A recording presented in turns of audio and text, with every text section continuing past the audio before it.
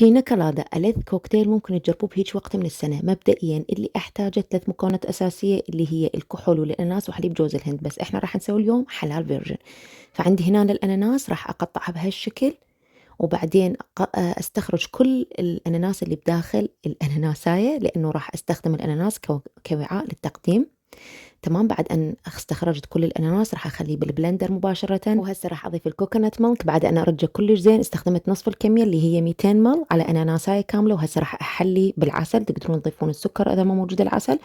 تمام، وهسه راح نخلط كلش زين إلى أن تتجانس كل المكونات بدون إضافة أي ثلج. بعدين بس نخلط كلش زين بالتدريج، راح أضيف الثلج بهالشكل. تمام، ضفت تقريبا كوب من الثلج، وانتوا تتحكمون بالسماكة وتقدرون حتى تصفوه. طبعا أنا ما صفيته، راح أخليه هنا مباشرة بالأناناساية بهالشكل. ما تتخيلون طعمه ولذاذته، كلش رائع، خصوصا لمحبي الأناناس. قدمت لكم اليوم البينا كولادا بطريقة سهلة. أتمنى إن شاء الله الفيديو نال إعجابكم، وأشوفكم فيديوهات جديدة. دمتم في أمان الله.